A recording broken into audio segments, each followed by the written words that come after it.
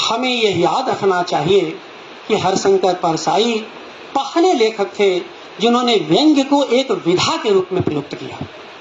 तो शिल्प से विधा की जो ये यात्रा थी, इसके लिए हरिशंकर परसाई हमारे लिए बहुत ही वरेण्य है, हमारे लिए स्तुत्य है, और उनकी तलाश इसके भीतर मैं करने की हमेशा कोशिश करता हूँ। और जब ये बातें मैं देखता हूँ तो जैसे आप देखिए कि उनको मैं एक तरह का व्यंग्य का व्यवस्थापक मानता हूँ। यानी पूरे के पूरे व्यंग्य विधा को जैसे उन्होंने व्यवस्थित किया, वह किसी और रचनाकार या गद्यकार ने उस तरह से संभव नहीं किया। और इसके पीछे की जो वजह थी, वो एक उनके गद्य की जो प्रमुख विशेषता थी, वो थी जागृत प्रश्नानुकूलता। हमेशा प्रश्न तो बहुत लोग करते हैं, बहुत लोग ऐसे भी करते हैं कुछ सवाल उठाए जाने चाहिए, लेकिन सवाल उठाने के पीछे के दृष्टि बिंदु क्या होंगे, उसका लाइफ वाइटल क्या होगा, इसके बारे में बहुत लोग नहीं समझते, बहुत लोग नहीं जानते। हरिशंकर परसाई इस बात को समझते थे कि बगैर सवाल उठाए समाधान तक हम नहीं पहुंच सकते। इसलिए उनकी प्रश्नाकुलता में, व्याकुलता तो उनके प्रश्नों में थी ही, लेकिन ये जागृत विवेक के दायरे में वह प्रश्न खड़े करते थे। और उनके निबंध आप देख लें, उनकी कहानियां देख लें, सब तरह आपको उनकी यह जो जागृति आपको दिखाई देगी। दूसरी बात कि जब उनके गद्य का हम अध्ययन करते हैं, पढ़ते हैं, तो बहुत सारे लोगों का गद्य जो है अंतर अनुशासनिक गद्य की बात हम करते हैं, इंटरडिसिप्लिनरी जो डायलॉग की बात करते हैं, प्रोज राइटिंग की बातें हम लोग करते हैं कि एक चलिए कि भाई चलो ठीक है, हम समाज के जो बहुत सारे तत्व हैं उनको एक साथ। मैं अंतर अनुशासनिक नहीं, हरिशंकर परसाई को परा अनुशासनिक गद्यकार के रूप में याद करता हूँ। Trans discipline writer, prose writer, जो परा अनुशासनिक का मतलब उनके लिए सब कुछ संभव था। विज्ञान, तकनीक, साहित्य, दर्शन, इतिहास, जितने भी ज्ञान विज्ञान के जो तत्व थे, हरिशंकर परसाई बहुत बहुपठित थे। अभी थोड़ी देर में कुछ मैं उनके व्यंग्य का, उनके निबंधों का मैं जिक्र करूंगा, तो मैं आपको ये बताऊंगा कि आप देखिए कि उस आदमी की रेंज कितनी बड़ी थी, उस आदमी के सरोकार, उस आदमी का जो चिंतन कितना बड़ा था। परंपरा में जितने गहरे धसे थे, अपनी समकालीनता को उतनी ही व्यापकता और गरिमा से समझते थे। और जिसे हम लोग कह सकते हैं कि एक सुदीर्घ वर्तमानता, जिसको कि विश्वनाथ त्रिपाठी ने एक जगह दर्ज भी किया हरिशंकर परसाई पर, वो वर्तमानता का जिक्र करते हैं। सुदीर्घ वर्तमानता, एक लंबे समय तक, यानी ये वर्तमान को छोड़ करके, समकालीनता को छोड़ करके हरिशंकर परसाई को किसी रूप में हम समझ नहीं सकते। पूरा के पूरा नहीं, उनका वो आकंठ अपने समय में डूबे हुए गद्यकार थे, जहां से उनके निबंध, उनकी कहानियां, उनका व्यंग्य हमारे सामने विकसित होता है। ऐसे में देखिए कि जब हम लोग उनके समय के गद्यकारों के बारे में कुछ तुलनाएं करते हैं, जैसे उग्र के बारे में, अब उग्र के बारे में और परसाई के बारे में अगर आप तुलनाएं करिए, गद्य उग्र का भी बहुत, उग्र पर उन्होंने बहुत ही रोचक संस्मरण भी लिखा है, जिसमें कि उनकी कहानियों को लेकर के वो कहते हैं कि हमने कहा भाई एक कहानी अपना दे दीजिए, और उसके बाद लंबे समय तक जो कहानी नहीं प्रकाशित हो पाई या उसका मानदेय नहीं पहुंचा, तो उन्होंने एक पत्र लिखा। और पत्र की जो भाषा थी वो बड़ी खराब, गाली गलौज वाली भाषा थी। अब तो तुम बड़े मजे ले रहे होगे, अब तो तुमने जो है बहुत सारे पैसे कमा लिए होंगे, तुम्हारे प्रकाशक को मजा ले रहा होगा। तो जो हरिशंकर परसाई ने पत्र लिखा वो बड़ा मार्मिक है। उन्होंने कहा कि देखिए, आपने जितनी गालियां दी हैं, इसमें और गालियां मिला करके इससे तेज गाली में मैं आपको जवाब दे सकता हूं, लेकिन मैं ऐसा नहीं करूंगा क्योंकि आप श्रेष्ठ हैं, मैं आपका बड़ा सम्मान करता हूं। तो जो जवाब दिया उग्र जी ने, उन्होंने कहा कि शाबाश। तो ये जो उस समय की जो डायलॉग थे, उसके बारे में आप देखिए कि उग्र जी क्या था। उग्र जी भी बहुत ही आक्रामक थे और अपने समय में गहरे डूबे हुए थे, लेकिन उग्र जी का जो प्रतिरोध था, उग्र जी की जो गति थी, वो एक तरह का सदिश नहीं थी। मैंने किसी बड़े उद्देश्य की तरफ वो नहीं जा रहे थे, कहीं न कहीं उनमें विचलन था, उनमें भटकाव था। हरिशंकर परसाई के प्रोज राइटिंग में कहीं भी भटकाव नहीं। हर जगह उनका हर गद्य कहीं भी, चाहे वो व्यंग्य में लिख रहे हो, चाहे निबंध लिख रहे हो, कहीं न कहीं वो एक परिवर्तन की ओर उन्मुख रहता है, सामाजिक परिवर्तन चाहते हैं। और इसी नाते जब वो घृणा की बातें करते हैं तो प्रेमचंद की पूरी परंपरा को याद दिलाते हैं। कहते जो व्यक्ति अपने समाज से जितना ही प्यार करता है उतना ही समाज की जो कुरीतियां होंगी, जो रूढ़ियां होंगी, उनसे वो घृणा करेगा। इसी नाते आप देखेंगे कि हरिशंकर परसाई के यहाँ जितनी भी धर्मांधता थी, जितनी रूढ़ियां थी, जितनी कुरीतियां थी, उन पर परसाई ने लगातार हमला किया है। और पिछले सत्र में आपने देखा कि बहुत सारे वक्ताओं ने इस दिशा में अपनी पूरी की पूरी बात की। इसके साथ एक चीज और देखिए कि करीब से करीब व्यक्ति हो, जैसे जाने पहचाने लोग, जो उनका संस्मरण है वो बहुत ही मार्मिक, उसमें मुक्तिबोध से लेकर के भवानी प्रसाद मिश्र से लेकर के माखनलाल चतुर्वेदी से लेकर जयवंत पांडे तक का जिक्र करते हैं। वो जो वहाँ के लोकल तमाम लोग स्थानीय रहे, जो बाहर नहीं जा पाए, जिनकी बाहर गति नहीं हो पाई। आप देखें कि वह किसी को नहीं बख्शते, किसी को नहीं छोड़ते। कहीं न कहीं जहां भी थोड़ा भी उनको झोल लगता है उस पर टिप्पणी करते हैं, चाहे जितना भी सम्मान कर रहे हों। मुझे लगता है कि जो नायकोत्सव के निषेध के गद्यकार थे, वो नायकोत्सव के निषेध के गद्यकार थे, ये बड़ा मूल्यवान उनके लेखन में मुझे दिखाई देता है कि किसी को नायक के रूप में स्वीकार कर ही नहीं पाते थे, क्योंकि उनको लगता था कि एक को नायक बनाना अनेक को हाशिए पर ठेल देना है या अनेक को विस्थापित कर देना है। तो परसाई जी के बारे में जो उनकी जीवनी के बारे में भी राय साहब ने बहुत कई ऐसे संदर्भ हैं जिनका मैं जिक्र नहीं करूंगा। मैंने आपसे कहा भी कि इस समय जो 3 जीवनियां आई, एक मुक्तिबोध की जयप्रकाश ने लिखा, एक आपने लिखा हरिशंकर परसाई का, और एक जीवनी आई पिछले 2 वर्ष में नागार्जुन की आई है, ठक्कन से नागार्जुन, जो उनके बेटे ने लिखा। ये 3 जीवनियों जब एक साथ पढ़ी तब पता चलता है कि हमारा साहित्य कितना उर्वर था, और वो जो साहित्यिक मस्तिष्क था वह रुचि परिष्कार को लेकर के कितना सजग था और कितना समर्पित था। अब आप ये भी देखिए कि जो ये परसाई जी के गद्य की जो ताकत थी, आप देखेंगे बहुत सारा, आप देखेंगे तो लगेगा कि भाई बहुत कई बार बहुत खराब तरीके से बातें करते हैं, खराब तरीके प्रस्तुत करते हैं। मुझे लगता है कि उनका गद्य उत्तेजक नहीं उत्प्रेरक था, जिसे आप उत्तेजक कह करके हाशिए पकड़ देते हैं कि नहीं बहुत ही प्रोवोकेटिव ऐसा। और जो प्रो करते हैं आप जानते हैं, उसके बाद उसको खामियाजा भी भुगतना पड़ा, उनको दंडित भी किया गया, उन पर हमले भी हुए, और यही आरोप लगाया गया कि बहुत ही उत्तेजक गद्य लिखते हैं जिसमें सामाजिक संरचना गड़बड़ा जाती है। मुझे लगता है ऐसा नहीं है। अब समय आ गया है कि हम उनके उत्प्रेरक गद्य पर चर्चा करें, उसके विकास की जो बहुविध छवियां हैं उनकी शिनाख्त करें या उनको डिकोड करने की कोशिश करें। मुझे लगता है कि जब मैं कह रहा था कि व्यंग्य को स्वतंत्र विधा के रूप में, या जब ये उत्प्रेरक गद्य की बात मैं कर रहा था, तो 3 बिंदु हैं जिन पर मैं अपनी बात करना चाहता हूँ। 3 बिंदु, उन पर संक्षेप में केवल कुछ जो उनके व्यंग्य हैं या कुछ उनके निबंध हैं उनका जिक्र करके मैं अपनी बात समाप्त करूंगा। पहली बात यह है कि जो भारतीय जो पौराणिक संरचना थी, उस भारतीय पौराणिक संरचना के लौकिकीकरण के गद्यकार थे वो।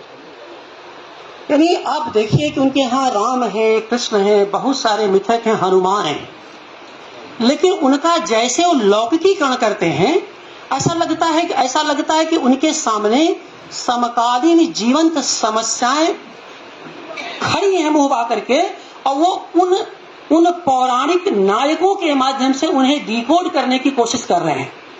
और उसमें अगर आप देखें, जैसे कि तुलसीदास चंदन घिसे, कबीरा खड़ा बाजार में, राम का दुख और मेरा, और अयोध्या में खाता बही, ऐसे कुछ मैंने व्यंग्य आपके सामने रखे। इसमें विस्तार से जाने की गुंजाइश नहीं है फिलहाल, लेकिन इसमें देखें अयोध्या में खाता बही। अब इतना रोचक यह व्यंग्य है कि इसको पढ़ने के पहले ये पता ही नहीं था, कम से कम मुझे नहीं मालूम था कि ये बनिया लोग लाल कपड़े में क्यों खाता बही को बांधते हैं। उस मस्तिष्क के प्रति मैं अपना प्रणाम निवेदन करता हूं कि जो समकालीन जो पूंजीवादी बनिया समाज था उस पर मजाक करने के लिए हनुमान का मिथक रचा। राम का हनुमान का कहा कि जब भगवान राम अयोध्या आए, उनके ऐश्वर्य का, उनके सब कुछ चर्चा शुरू हुई तो सबसे ज्यादा समस्या ग्रस्त वहां के बनिया समुदाय हुए, क्योंकि अयोध्या में बनियों का बहुत ही भ्रष्टाचार था। याद रखिए, कांग्रेस की सरकार है, स्वाधीन देश है, और किस तरह से मध्य वर्ग का साठगांठ बनिया वर्ग से हुई है, नहीं एक तरह कह सकते हैं पूंजीपति वर्ग से हुई है, जो सामंतीपन के वो भीतर से तो दिखा रहा है। हम इसको डायल्यूट बहुत हल्का कर दिए हैं, लेकिन भीतर का जो एक बाजार वणिक उसका मन है वो कहीं हल्का नहीं हो रहा है। कहते जो हनुमान जी को बुला के उन्होंने कहा कि भाई हनुमान, बड़ी भारी समस्या है, बनियों की बड़ी शिकायत आ रही है, जरा देखो तुम्हें इन्फोर्समेंट ईडी का डायरेक्टर नियुक्त करता हूं। अब इस समय ईडी का डायरेक्टर जरा सोचिएगा क्या कर रहा है, इस समय क्या कर रहा है, किस तरह की चीजों को, कैसे लोगों को पकड़ रहा है। तो अब कहा कि अच्छा ठीक है, हनुमान जी गए। अब ये सूचना पूरे समाज में व्याप्त हो गई, बनिया अलर्ट। तो बनियों ने पहला काम किया कि भाई थोड़ा रिश्वत दिया जाए, ईडी साहब को थोड़ा सा कुछ गिफ्ट दिया जाए। तो पता चला हनुमान जी तो भाई ब्रह्मचारी हैं, वो बड़े सर्वथा ईमानदार व्यक्ति हैं, वो नहीं मानेंगे, बहुत कठिन है। तो सारा एक संगठन बैठाया गया, ये हुआ कि रातों रात दीपावली पर खाता बही को नया कर दिया जाए। अब सोचिए, दीपावली पर खाता बही नया किया जाता है, ये हम लोग सब बचपन से जानते हैं, लेकिन हरिशंकर परसाई के माध्यम से ये पता चला, मैं उनकी कल्पना शक्ति जरा देखिए, कि हनुमान नामक ईडी के डायरेक्टर से बचने के लिए सारा खाता बही को नया कर दिया गया। और उसके बाद फिर हनुमान जी जांच के लिए चले, अभी इतने पे तो नहीं मानेंगे, वो जरूर पूरी अपने इन्फोर्समेंट के माध्यम से जानने की कोशिश करेंगे कहां कहां लेन देन हुआ, कहां कहां बहुत गड़बड़ी हुई। तो हुआ क्या, तो एक बनिया, जो बनिया समुदाय का नेता था, उसने कहा देखो मैं तो एक काम करूंगा, अपना बही खाता लाल कपड़े में बांध दूंगा। अब सबसे पहले हनुमान जी वहां गए, तो उन्होंने कहा कि भाई तुमने बहुत चोरी के दिखाओ। तो कहा साहब कुछ नहीं किया, देखिए यही बही खाता, और लाल कपड़े में बही खाता बंधा हुआ था। हनुमान जी ने कहा वेरी गुड, बहुत अच्छा, क्योंकि लाल कपड़ा, लाल रंग हनुमान जी को बहुत पसंद था। अब यह संदेश जब गया तो सारे बनियों ने अपना बही खाता लाल कपड़े में बांध दिया, और हनुमान जी चक्कर लगा के आए और राम के दरबार में आए, कहे भगवान ये सारी सूचनाएं गलत हैं, कहीं कोई बेईमानी नहीं है, राज्य में सारी प्रजा सुखमय है, कहीं कोई संकट नहीं है।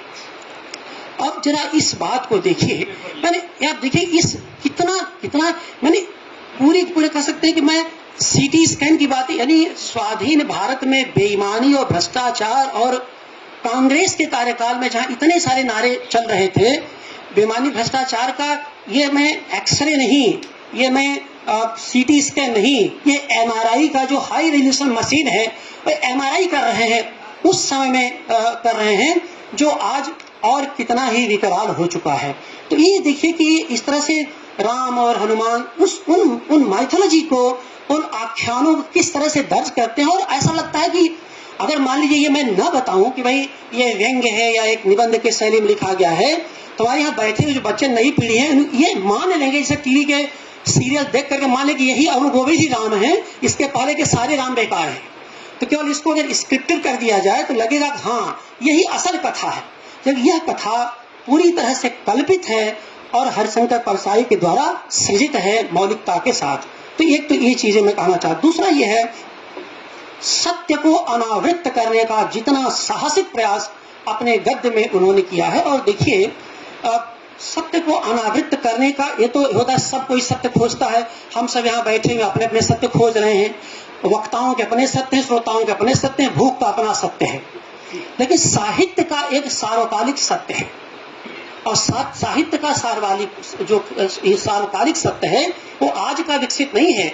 साहित्य जो विकसित हो रहा था, तभी से इस बात को बताया जा रहा था कि साहित्य का पूरा के पूरा उद्देश्य अपने समय के आवृत्त सत्य को अनावृत्त करना था, और उसके लिए कि हमारे पौराणिक श्लोक इसके लिए मौजूद हैं जिनमें इस बात को बार बार कहा गया है कि सत्य का जो मुंह है वो सोने के ढक्कन से ढका हुआ है। सूर्य देव से हमारा पौराणिक ऋषि प्रार्थना कर रहा है, तत्पूषण अनावृत्ति सत्य धर्माय दृष्टे, यानी अय भगवान सत्य और धर्म के लिए उसको ढक्कन को खोल दीजिए, यानी माया को अनावृत कर दीजिए, सत्य सामने आ जाए। हमारे साहित्य में पूरी सजगता से पिछले 5000 वर्षों से वो वाल्मीकि अब तक इसी दिशा में आगे बढ़ते हैं, लेकिन इतनी सजगता से सत्य को अनावृत करेंगे व्यंग विधा के माध्यम से, व्यंग की स्वाधीनता स्वायत्तता के दायरे में, ये तो दुर्लभ प्रसंग था हरिशंकर परसाई के, यह उनकी प्रतिभा की सामर्थ्य ही थी। इसको लेकर के बहुत सारे पिछले सत्र में आशीष ने और लोगों ने तमाम इनके व्यंग्य कहानी को उदाहरण दिया, मैं उसको रिपीट नहीं करूंगा। जैसे नीरज खैर ने कहा कि विकलांग श्रद्धा का दौर, भोला राम का जीव, अन्न की मौत, गेहूं का दुख, ये सब सारे उनके व्यंग्य हैं, निबंध हैं, जिनमें उन्होंने बार बार, जैसे भोला राम का जीव है, अब क्या है भाई, सब गए यमराज के यहाँ, एक कम पड़ गया, अब ये कम पड़ गया तो क्या होगा, कहाँ गया वो, तो पता चला वो अपने जीपीएफ के क्लियरेंस के लिए फाइल में ताक-झांक कर रहा है। अब आप देखिए, और मतलब हम सब जो पेंशनरी मोड में अब आ गए हैं या आने वाले हैं, वो इसको आए दिन देखते हैं, आए दिन झेलते हैं, सरकार चाहे जितना करे। तो आप देखिए कि किस तरह से कहाँ दृष्टि है, यानी मनुष्य की जो सामान्य से सामान्य समस्याएं हैं, चाहे किसी वर्ग की हो, कोई नौकरी पेशा वर्ग था तो वो तो गरीब तो नहीं था, लेकिन उसकी अपनी समस्याओं को भी, जो उसकी निजी समस्याएं हो सकती हैं और अपार की परेशानी और जो रेड टैपिज्म होता है ब्यूरोक्रेसी का, उसके दायरे में उसकी शिनाख्त करने की कोशिश करते हैं। एक और बात, ताकि मैं अपनी बात खत्म करूंगा, मैं जब हरिशंकर परसाई को पढ़ता हूं तो मैंने देखा कि जो नकारात्मक शब्द हैं, परसाई हमारे समय, उस समय से लेकर हमारे समय के कुछ ऐसे विरल और विलक्षण गद्यकार हैं जिन्होंने नकारात्मक शब्दों का स्वीकारात्मक मूल्यबोध विकसित किया। यानी कहने का सही है कि गरीबी को, दुख को उन्होंने परिवर्तनकारी बना दिया। ये उनके कई व्यंग्य में आपको नजर आएगा, पूरा पढ़े निबंधों में आएगा, यानी हताशा और निराशा से वो व्यंग्य निबंध शुरू होंगे। और क्योंकि देखिए निबंध में, उनके निबंध की ताकत उनकी व्यंग्य है, व्यंग्य विधा तो अलग है, लेकिन निबंध में भी वो पूरे व्यंग्य का इस्तेमाल करते हैं और उसी से रोचकता आती है। तो उनके व्यंग्य की जो ताकत है वो रोचकता भी है और रुचि परिष्कार भी है। और उसी से देखिए उस जमाने की प्रहरी से लेकर के और जितनी पत्रिकाएं आई, सब पत्रिकाओं में उनके कॉलम अनिवार्य होते थे, क्योंकि उससे उनकी उस व्यंग्य की लोकप्रियता से, उनके कॉलम की लोकप्रियता से पाठक जुड़ते थे। पूरी सजगता से अपने पाठकों को जितनी शिद्दत से हरिशंकर परसाई ने जोड़ा, वो कड़ी तो टूट गई। हम सब बाद के, अब परसाई के बाद की पीढ़ी जो आई, उसने पाठकों को कैसे आह्लादित किया जाए, अपनी ओर मोड़ा जाए, अपने ओर आकर्षित किया जाए, ये प्रवृत्ति तो खत्म हो गई। ये तो हरिशंकर परसाई जैसे विरल रचनाकारी थे जो इस बात को समझते थे कि भाई बगैर इसके काम नहीं बनेगा। क्योंकि अगर साहित्य व्यापार है, अगर कविता व्यापार है कुंतक के शब्दों में, तो केवल सर्जक ही नहीं बोलेगा, उसका सहृदय पाठक भी बोलेगा, तब बात होगी। यही तो कहा भाई कि भाई जब तद्विध आह्लाद करने की बात हम करते हैं तो उसमें सर्जक भी शामिल है और पाठक और सहृदय भी शामिल है। सहृदय को छोड़कर के सर्जक कोई अस्तित्व नहीं है। अब सहृदय को चाहिए क्या, यह तो सर्जक तय करेगा कैसे उसको जोड़ा जाए। तो उन्होंने नकारात्मक जो उनके बहुत सारे शब्द, जैसे अकाल में उत्सव, निठल्ले की डायरी, दुर्घटना रस। अब इसमें सब पर बहुत कुछ बोला जा सकता है, लेकिन कल में नाम, अब दुर्घटना रस देखिए, पैर टूटा हुआ अस्पताल में है, बहुत परेशान है वो, डॉक्टर कह रहा क्यों परेशान है, उन्होंने कहा कि भाई अब कुछ हो नहीं पा रहा है। तो डॉक्टर कहता है कि सर आप लिखिए, आप लिखते रहिए, इससे अस्पताल की व्यवस्था में संभव है परिवर्तन हो जाए। ये कहते हैं दुर्घटना परिवर्तन हो जाए। परसाई लिखते हैं कि मैं सुना, लेकिन धीरे से उससे मैं कहा भाई अस्पताल का परिवर्तन अस्पताल से छुट्टी के बाद करना, अभी मत करना। यानी ऐसा न हो कि मेरी बात पहुंच जाए उन परिवर्तन कामियों के लिए और जो एक तो ठीक है वो भी चला जाए। मैंने ये दहशत, और उस दहशत को कितने व्यंग्य से इस बात को वह बताने की कोशिश करते हैं। आप अकाल में उत्सव देख लीजिए, उसकी चर्चा हो चुकी है। निठल्ले की डारी, और निठल्ले की डायरी में बार बार कहते हैं कि जो निठल्लापन है ये भी खराब नहीं है, तो निठल्ले के पास खोने के लिए कुछ नहीं है और पाने के लिए पूरी दुनिया है। अब निठल्ले को इस तरह से रूपांतरित करना, यानी आप जो है अगर खलियन हैं, हमारे युवक बेरोजगार हैं, मान लीजिए उनको नौकरी नहीं मिल रही है, तो केवल बेरोजगारी का रोना मत रोइए या हिंदी का रोना मत रहिए, कुछ करिए। अब आप बस खोने के लिए किया है, मैंने सकारात्मक कीजिए, नकारात्मक नहीं। फिर मिला जुला की बात है कि जो उसमें समाज का भला कोई रास्ता उसके भीतर से निकालिए। यानी ये जो उत्सव धर्मिता है, ये जो उत्साह था, जिसको एक तरह का प्रबोधन परक जो गद्य लेखन था, निश्चित रूप से परसाई इसके लिए हमारे बीच बहुत ही आदरणीय रहेंगे। और उसमें जो त्रिजिता के माध्यम से अवधेश प्रधान जी ने, वो बड़ा मजेदार प्रसंग है कि ये जो आपका अकाल उत्सव का, कि वो त्रिजिता कहती कि यह सपना मैं कहे विचारी, हुई है सत्य गए दिन चारी। अब यह जो संकल्पना है कि त्रिजिता सीता से कह रही है और प्रकारांतर से अपने पाठक से हरिशंकर परसाई कह रहे हैं, यह सपना में कहे विचारी, हुई है सत्य गए दिन चारी, जल्दी सत्य हो जाएगा। यह जो आकर्षण साहित्य के प्रति है कि कुछ भी जो है नकारात्मक निषेधात्मक नहीं है। आप कोशिश कीजिए, कोई न कोई मार्ग तो निकलेगा। तो इस तरह से तो मैं अंत में केवल इतना ही कहना चाहता हूं कि ये परसाई जी के पास मुझे लगता है कि आप सब जो यहाँ पर हमारे युवा साथी बैठे हुए हैं, कुछ रचनाकारों को आप अक्सर कहते सुने होंगे, जब आप पूछें कि मैं लिख नहीं पा रहा हूँ, कुछ कर नहीं पा रहा हूँ, तो कुछ कहते हैं कि मैं असल में यार कुछ श्रेष्ठ या महान नहीं लिख पा रहा हूँ, और या कुछ अच्छा नहीं लिख पा रहा हूँ। अच्छा न लिख पाने के चक्कर में वो कभी लिख नहीं पाते और धीरे धीरे करके लेखन से विसर्जित हो जाते हैं या लेखन की दुनिया से गायब हो जाते हैं। यानी वो कुछ ऐसे शाश्वतवादियों पर हरिशंकर परसाई ने बहुत जबरदस्त व्यंग किया है जिंदगी और मौत का दस्तावेज में। वो कहते हैं कि देखो भाई, शाश्वत लेखन तो मूर्खतापूर्ण लेखन है। अगर आप शाश्वत लिखने की कोशिश करेंगे आप कहीं नहीं पहुंचेंगे। और हमको सब समझाते हैं कि शाश्वत लिखो। उनकी जो बात है, जो सूचना देते हैं, जो हमको प्रबोधन देते हैं, वो ये है कि देखो, इस शाश्वत के चक्कर में, जिंदगी और मौत के दस्तावेज के भीतर लिखते हैं, शाश्वत के चक्कर में कभी मत पड़ना। अच्छा लेखक अपने लेखन में रोज मरता है और दूसरे लेखन में फिर जी उठता है। तो एक अच्छा लेखक रोज मरता है और अपने नए लेखन में रोज जी उठता है। मुझे लगता है कि आज के दिन हरिशंकर परसाई को याद करते हुए इस बात को हमें ध्यान रखना चाहिए कि परसाई अपने हर लेखन में एक यात्रा समाप्त करते हैं और नए लेखन में दूसरी यात्रा शुरू करते हैं। असल में यही अच्छे लेखक की निशानी है, उसकी पहचान है। यही वह दस्तावेज है जिसके निमित्त हम आज हरिशंकर परसाई को याद कर रहे हैं।